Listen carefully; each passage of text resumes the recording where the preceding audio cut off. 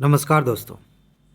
आपने अक्सर सुना होगा कि अगर आपको यूपीएससी क्वालिफाई करना है या फिर पीसीएस एग्ज़ाम्स निकालने हैं तो आपका बेसिक क्लियर होना चाहिए, बहुत अच्छे से क्लियर होना चाहिए। और यह बात बहुत सही भी है क्योंकि आजकल ऐसे प्रश्न पूछे जा रहे हैं कि अगर आपने बेसिक पर ध्यान नहीं दिया, टॉपिक की सामान्य समझ नहीं है, तो सबसे पहला तो यही होगा कि क्वेश्चन ही नहीं समझ में आएगा। और जब क्वेश्चन समझ में नहीं आया तो आप खुद गेस कर लीजिए कि उसके सही होने की संभावना कितनी है। और इसीलिए मैं भी बार बार कहता हूँ कि आपका बेसिक बहुत अच्छे से क्लियर होना चाहिए। लेकिन यहीं से क्वेश्चन उठता है कि ये बेसिक है क्या? कोई भी किताब हम पढ़ते हैं तो वहाँ तो ऐसा कुछ लिखा नहीं रहता कि ये टॉपिक है और टॉपिक है, ये बेसिक है। तो आज मैं आपको बताने जा रहा हूँ कि बेसिकली ये बेसिक वाला खेल क्या है, किसे हम बेसिक कहेंगे किसी भी टॉपिक का, किसी भी विषय का। ठीक है जी, ध्यान से समझिए। एक भी सेकंड ऐसा नहीं है इस वीडियो में जिसे आप स्किप कर सकते हैं। एक एक चीज़ अच्छे से समझिए क्योंकि आपको सिर्फ इतना नहीं पता चलेगा इस वीडियो में कि बेसिक किसे कहते हैं, ये भी पता चलेगा कि किसी भी टॉपिक को आप तैयार कैसे करेंगे, चाहे प्री की बात हो, चाहे मेंस की बात हो, चाहे इंटरव्यू की बात हो। परफेक्ट तरीके से किसी भी टॉपिक को आप कैसे तैयार करेंगे, चाहे किसी भी तरह का क्वेश्चन पूछा जाए आप बहुत आसानी से हल कर सकें, इस लायक कैसे बनेंगे, इस पे हम बात करेंगे। तो यहाँ से शुरू करते हैं, ध्यान से समझिए। सामान्य तौर पर किसी भी टॉपिक के चार पक्ष होते हैं। किसी भी टॉपिक के, अभी मैं एग्जांपल लेके आपको दिखाऊंगा तो अच्छे से समझ में आएगा। जैसे कोई भी टॉपिक आप पढ़ते हैं तो एक बात होती है कि भाई उसका इंट्रोडक्शन कुछ होता है, इंट्रोडक्शन टाइप का सामान्य सी बात उसके बारे में बता दी जाती है कि हाँ ये भाई ये टॉपिक है और ये इसका थोड़ा सा परिचय है, इसमें ऐसी ऐसी चीज़ें होंगी। अभी मैं बोल रहा हूँ ना ऐसी चीज़ें, ये टॉपिक, तो आपको थोड़ा सा वेग लग रहा होगा, अस्पष्ट लग रहा होगा कि क्या कह रहे हैं। एग्जाम्पल लीजिए, अभी बताता हूँ। दूसरा पक्ष इसका ये होता है कि किसी भी टॉपिक से संबंधित कुछ उसके अंदर छोटे छोटे और कंसेप्ट भी होते हैं। उसके अंदर, टॉपिक के अंदर भी कंसेप्ट अलग अलग होते हैं, अभी मैं बताऊंगा आपको। और इसी में तीसरा जो है इसका पक्ष होता है कि टॉपिक से रिलेटेड कुछ फैक्ट्स होते हैं। मैंने एक बार बताया था, काफ़ी पुरानी वीडियो हो चुकी है, फिर दोहरा देता हूँ कि तथ्य और आंकड़ों में बहुत अंतर होता है। दोनों कभी कभी एक साथ दिखते हैं भी एक साथ, लेकिन तथ्य का मतलब आंकड़ा नहीं होता। जैसे आंकड़ा जिसे मान लेते हैं, मैंने कहा कि सरकार ने 300 रुपया कहीं दिया, एक तरह का ये आंकड़ा है, ठीक है, अपने आप में एक तथ्य भी है। लेकिन अगर मैं कहता हूँ कि जो है कोई भी चीज़ आप ज़मीन से ऊपर की ओर फेंकेंगे तो वो नीचे गिरेगी, यह एक तथ्य है, आंकड़ा नहीं है लेकिन तथ्य है। तो समझ रहे हैं, तीसरा जो पक्ष है वो आंकड़े और तथ्य मिला के हम सीधे सीधे कह सकते हैं कि तथ्य, कंसेप्ट के अलावा तथ्य भी होता है टॉपिक में। और उसके बाद चौथा जो पक्ष है उसे आप कह सकते हैं कि इस टॉपिक का प्रभाव कहाँ कहाँ है, इस टॉपिक का कनेक्शन कहाँ कहाँ है, यानी कि दूसरे विषयों से, दूसरे टॉपिक से। ये किसी भी एक टॉपिक का ये पूरा, उसकी पूरा स्ट्रक्चर है। ये सारी चीज़ें किसी भी टॉपिक में होती हैं, ज़रूरी नहीं है कि सारी चीज़ें हों, एक से ज़्यादा हो सकती हैं, चारों हो सकती हैं, कुछ और भी बातें हो सकती हैं, लेकिन ये मोटी मोटी बातें हैं। अब एग्ज़ाम्पल के तौर पे मैं आपको समझाता हूँ कि इनमें कौन कौन सी बातों में हम किसको रखेंगे और इसमें से बेसिक किसे कहेंगे, तभी आप अच्छे से समझ पाएंगे। मज़ेदार चीज़ है। चलिए मान लेते हैं कि एक छोटा सा एग्जाम्पल, आप बचपन से लेके अब तक बारिश तो देखते आ रहे हैं ना, वर्षा हो रही है, भले आप किताबों में पढ़ें या ना पढ़ें, इसीलिए मैंने इसको लिया है। किसी किसी को वर्षा अच्छी भी लगती है, किसी को अच्छी नहीं लगती है। रैन, वर्षा मतलब रैन ठीक है ना। तो अब देखिए, ये एक टॉपिक है, इसे आपको पढ़ना है। अब इसका बेसिक क्या है? बेसिक का सीधा सा मतलब ये है इस टॉपिक में, अब ये नहीं कि इतना मैंने बता दिया सीधा सा मतलब ये है तो बाकी आगे की बातें इससे रिलेटेड नहीं है आगे की बातें इससे बहुत ज़्यादा रिलेटेड हैं और तभी इस सीधे से मतलब को और अच्छे से क्लियर करेंगी। ठीक है, तो इसका सीधा सा मतलब ये है कि ये धरती है, ठीक है। अब इस धरती से यहाँ पे पानी अलग अलग रूपों में यहाँ पे है और किसी वजह से ये वाष्प बन गया, यहाँ का जल जो है वाष्प बना, ठीक, और वाष्प बन के ये ऊपर उठा। ध्यान से समझिएगा, हो सकता है कि यहाँ हमने आग जला रखी है, हो सकता है कि ग्लोबल वार्मिंग बढ़ गई है, हो सकता है कि यहाँ की हवाएं गर्म हैं, कुछ भी हो सकता है, गर्मी का मौसम है, वाष्प बना, वाष्प ऊपर उठा और ऊपर उठते उठते एक लिमिट तक, देखिए आप पढ़ेंगे वायुमंडल तो पता चलेगा कि जैसे जैसे हवाएं धरती से ऊपर की ओर जाती हैं तो वो ठंडी होती हैं। जब हवा ठंडी होगी तो क्या होगा कि इसमें जो आर्द्रता है, जो मॉइस्चर है, जो जल के कण हैं, वो एक दूसरे के करीब आएंगे, क्योंकि जब ये ठंडी होगी तो यहाँ गर्म होने से हवा का फैलाव हो गया था, ठंडे होने से वो सिकुड़न होगा, तो छोटे छोटे बूंद आपस में मिलते जाएंगे और एक बड़ी बूंद बन जाएगी। जब तक ये ऊपर जा रही है, छोटी छोटी बूंदें हैं, वो तभी तक ऊपर जाएगी जब तक ग्रेविटी उसको खींच नहीं पा रही है, हवा के बराबर है, हल्की है, ठीक है, या हवाएं तेज हैं तो ऊपर चली जा रही है, ठीक। अब जब बूंद बड़ी हो गई, ग्रेविटी उसको खींच सकती है तो नीचे गिर जाती है, बूंद गिर गई। सामान्य तौर पर जब ज़्यादा बूंदें गिरने लगती हैं इनको हम बारिश कह देते हैं। ये बेसिक कंसेप्ट है, आपने समझ लिया कि बारिश ऐसे होती है, ये सामान्य सा प्रोसेस है, इसको हम कहते हैं एक टॉपिक का बेसिक। वर्षा किसे कहते हैं? वही वर्षा का मतलब ये है कि जो वायुमंडल में हवाएं हैं, वो हवाओं में पानी है, जल की मात्रा है, वो बूंद के रूप में, बर्फ़ के रूप में, किसी भी रूप में नीचे गिर जाए, उसे वर्षा के अलग अलग प्रकार कह देते हैं, बारिश कह देते हैं। अभी आएंगे इस पे और प्रकार पे भी। ये बेसिक कंसेप्ट है, समझ में आ गई बात। लेकिन बात सिर्फ इतनी सी नहीं है, वर्षा जब आप पढ़ते हैं तो पता चलता है कि हाँ ये तो ठीक है। अभी मैंने कहा कि इसमें कुछ तथ्य हैं, कुछ इसमें कंसेप्ट हैं, अब ध्यान से समझिएगा। ये जो हवा यहाँ से, यहाँ ये धरती है, यहाँ से पानी ऊपर उठा, ठीक, तो एक सामान्य सा एक कंसेप्ट यहाँ पे आपको दिखेगा कि एक फिजिक्स का भी नियम आप कह सकते हैं, नेचर का नियम कह सकते हैं, कि कभी भी वायुमंडल की सतह गर्म होती है तो वहाँ की हवा ऊपर की ओर उठती है। एक कंसेप्ट है, सिंपल सा, बेसिक आपने प्राइमरी में पढ़ा है। दूसरा कंसेप्ट इसमें छुपा हुआ है कि जब हवा गर्म होगी तो उसका फैलाव होगा, और जब फैलाव होगा तो उसकी जो नमी धारण करने की क्षमता है वो बढ़ जाएगी, और नमी ये सोख सकती है। ये कंसेप्ट आपने सीखा। उसके बाद आप देखते हैं कि यही हवा ऊपर उठ रही है और वहाँ पे ठंडी हो रही है। तो जो ऊपर उठने का प्रोसेस है, इसे तो आपने समझ लिया कि गर्म होने की वजह से हवा ऊपर उठ रही है, लेकिन यहाँ पे आपको एक तथ्य मिलेगा, जिसे आप आंकड़ा भी कह सकते हैं, लेकिन तथ्य कहना ज़्यादा ठीक है, कि ये हवा ऊपर उठ रही है तो किस दर से ऊपर जाने में ये ठंडी हो रही है, कितना किलोमीटर हवा ऊपर जाएगी तो 1 डिग्री सेल्सियस तापमान घट जाएगा। ये एक तथ्य है, इसको पकड़ के खींच के बाहर निकाला जाता है और फ्री का क्वेश्चन बन जाता है, ठीक है। इसको नॉर्मल लैप्स रेट भी कहते हैं, सामान्य गिरावट की दर कहते हैं तापमान की, ठीक। अब ये कंसेप्ट आपने सीखा। अब एक और कंसेप्ट इसमें आएगा कि ये जो हवा गई ऊपर, हवा में पानी है, जल की मात्रा है, वाष्प है, वो एक तरह से वो भी गैस की अवस्था में है, तो एक ऐसा बिंदु आएगा, एक ऐसी लाइन आएगी जहाँ पे ये हवा जाके जो गैस की अवस्था में है वो द्रव की अवस्था में बदलने लगे, मतलब हवा नहीं, इसमें जो पानी है वो द्रव की अवस्था में बदलने लगी, जिसको ड्यू पॉइंट कहते हैं। एक छोटा सा कंसेप्ट इसमें जुड़ा हुआ है, ये आपने समझ लिया। इसके बाद ये बूंद जो बनी, थोड़ी सी द्रव थोड़ा सा बना, धीरे धीरे बढ़ती गई और बूंदें इसे चिपकती गई और ये भारी बूंद बन गई तो ये गिर गई नीचे, बारिश हो गई। इसी में आप पढ़ेंगे, थोड़ा और पढ़ेंगे तो पता चले कि अगर हवा तेज़ी से ऊपर उठ रही है, बड़ी तेज़ी से ऊपर उठ रही है, मान लेते हैं चक्रवात आया हुआ है, तो चक्रवात मैंने पढ़ाया था, अभी रिवीजन कराया था, नहीं किया है तो जाकर देखिए, डाउनलोड करिए ऐप, रिवीजन चल रहा है उसको करिए, तो पता चलेगा कि इसको तो अभी ठेल के ऊपर ले जा रही है, ये बूंद और ऊपर चली गई तो और ठंडी हो गई, और ऊपर चली गई और ठंडी हो गई। तो सामान्य तौर पर इसको द्रव में होना था, लेकिन और ज़्यादा ठंड की वजह से ये द्रव अब ठोस हो गया, यानी कि बर्फ़ बन गया, ओला बन गया, अब ये ओला गिर रहा है। समझ में आ गया? तो छोटे छोटे कंसेप्ट इस वर्षा से जुड़े हुए हैं।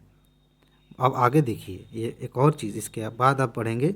अब मान लीजिए किताब आपने खोला और वर्षा को ही आप पढ़ रहे थे, तब आपको पता चलेगा कि अच्छा, वर्षा एक ही तरह से नहीं होती, इसके कई रूप हैं और इसके कई प्रकार हैं। कई रूप और प्रकार में अंतर समझ में आ रहा है? कई रूप का मतलब ये है कि अभी मैंने दो तो ऐसे ही बता दिया। आप देखते हैं कि सामान्य तौर पर बूंद गिर रही है, ये बारिश है, वही ठोस हो गई, ये ओला है।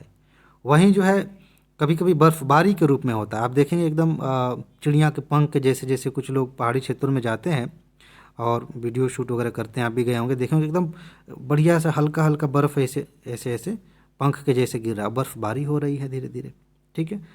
कोहरा कहीं बन रहा है, उसमें भी बूंदें होती हैं, पाला कहीं पड़ रहा है, वो भी। तो इसके अलग अलग रूप हैं बारिश के, ये इसको आप पढ़ते हैं। इसके बाद आप जाते हैं, घबराइए नहीं, मैं जटिल नहीं कर रहा हूँ, इसको समझा रहा हूँ कि बेसिक इसमें से कैसे आप खींच के निकालेंगे कि हाँ इसको हम बेसिक कहेंगे, यही हमको समझना है किसी टॉपिक का। तो ये आप रूप पढ़ लेते हैं। प्रकार की बात करेंगे तो आप पता चलेगा कि अच्छा, बारिश तो कई तरह से होती है, जैसे कहीं पे सामान्य बारिश हो गई, जैसे मैंने अभी बताया, उसको संवहनीय वर्षा कहते हैं कि यहाँ की हवा गर्म होकर ऊपर उठी, ठंडी हो गई, बारिश होने लगी, आर्द्रता जो थी उसी हिसाब से। एक है कि चक्रवात कहीं आ रहा है, हवा जो है ऊपर उठ रही है तेज़ी से, तो उसको चक्रवाती वर्षा कह देते हैं। एक ऐसा होता है कि इधर से हवाएं आ रही हैं, इधर से, यहाँ पे पर्वत है, हवाएं इससे टकरा के ऊपर उठ रही हैं तेज़ी से, यहाँ पे ठंडी हो गई, तो उसकी वजह से यहाँ बारिश हो गई, पर्वतीय वर्षा कहते हैं। तो इस तरह से कई प्रकार आप पढ़ेंगे, और जब कई प्रकार पढ़ते हैं तो पता चलता है कि दुनिया में अलग अलग जगहों पे अलग अलग प्रकार की बारिश होती है। कहीं पे चक्रवाती वर्षा ज़्यादा होती है, कहीं पे जो है ये पर्वतीय वर्षा ज़्यादा होती है। एक नया कंसेप्ट है मानसूनी वर्षा का, वो इसी से रिलेटेड है, इस सब मिक्सचर है, लेकिन मानसून एक अलग कंसेप्ट है, उस पर बाद में बात करेंगे। तो आप ये भी देख लेते हैं, बात समझ में आई। अब इसके आगे जब बढ़ेंगे इसी में, तो आंकड़े आपको दिख जाएंगे, जैसे भारत में इस महीने इतनी बारिश हुई, अगले पिछले साल इतने परसेंटेज बारिश हुई थी, इतना सेंटीमीटर बारिश हुई थी, ये सब आंकड़े हैं।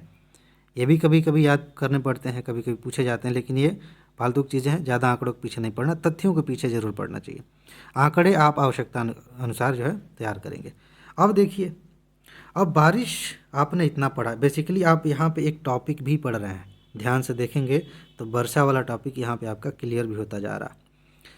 इसमें एक चीज़ और आप समझेंगे कि आपने तो पढ़ लिया कि बेसिक कंसेप्ट इसका क्या है, मतलब बारिश का सामान्य परिचय क्या है, इसके कौन कौन से कंसेप्ट इसमें काम आते हैं, इसके कितने रूप हैं, इसके कितने प्रकार हैं।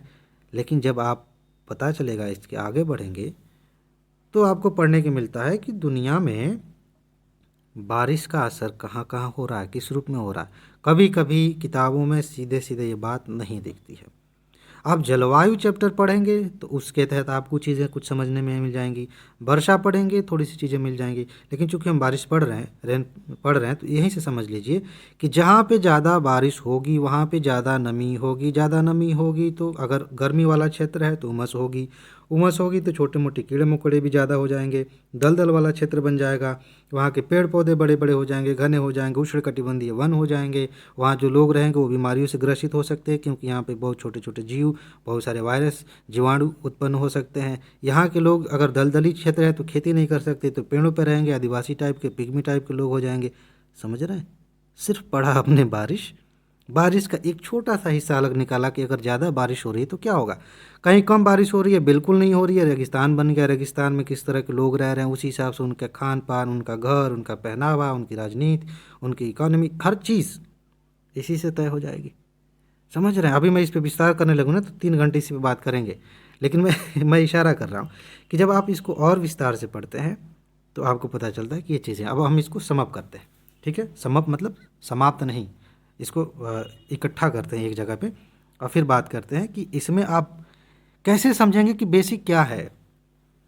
एक चीज़ जो मैंने शुरू में बताया था कि सतही स्तर पर आप देखेंगे, हालांकि मैं इसी की उम्मीद कर रहा हूँ, जिन लोगों ने पीडीएफ नोट लिया है उनसे मैं इसी सतही स्तर की बात करता हूँ, बाकी तो मैं ही करा रहा हूँ। अगर ध्यान से देखा जाए और मैं कह दूँ कि सब मिला के बेसिक कहते हैं तो फिर मेरा क्या काम है, पीडीएफ नोट देने का क्या ज़रूरत है। समझ रहे हैं ना? तो अगर आप मुझसे पढ़ रहे हैं या फिर पीडीएफ नोट आपके पास है, तो बेसिक का मतलब सामान्य सा है वर्षा का, कि आप इतना समझ लीजिए कि बारिश होती कैसे है, उसका सामान्य मैकेनिज़्म क्या है, ठीक है? लेकिन अब यहाँ पे मैंने कुछ ऐसा बोल दिया जिससे लग रहा है कि मैं प्रमोशन कर रहा हूँ पीडीएफ नोट का, ऐसा नहीं है। वो बोलने में थोड़ा ऐसा लगा है, कहने का मतलब है कि खुद से भी आप पढ़ेंगे तो एक सामान्य बेसिक ये है। लेकिन इसके जो विभिन्न पक्ष है ना, जब आप उन पर ध्यान देते हैं तो ये सामान्य समझ दूसरों की तुलना में एक असामान्य समझ बन जाती है, एक असाधारण एक्स्ट्रा ऑर्डिनरी समझ बन जाती है। क्योंकि देखा आपने क्या क्या बातें हमने की हैं। वर्षा एक ही है, एक व्यक्ति ये कह रहा है कि वर्षा का मतलब ये है कि हाँ भाई, हवा में जो पानी मिला हुआ है दोबारा से बूंद के रूप में नीचे गिर गया, ये सामान्य से समझ है। एक व्यक्ति उसका पूरा अंदर तक एकदम एक्सरे करके देख रहा है कि किस प्रोसेस के तहत ये सारी चीज़ें हो रही हैं, वो भी बेसिक है, ये भी बेसिक है। समझ रहे हैं? तो कहने का मतलब ये है कि एक बेसिक का लेवल ये है कि आप ऊपर ऊपर आराम से पढ़ लेते हैं, सामान्य तौर पर समझ लेते हैं कि ये क्या है, ये घटना कैसे घट रही है, ये टॉपिक क्या कह रहा है। उसके बाद जो विभिन्न पक्षों को आप पढ़ते हैं ना, तो ये जो पहली समझ है, सामान्य समझ, ये और मजबूत होती जाती है, ये और मजबूत हो जाती है, और इसी को कहते हैं कि बेसिक और अच्छे से क्लियर होता जा रहा है।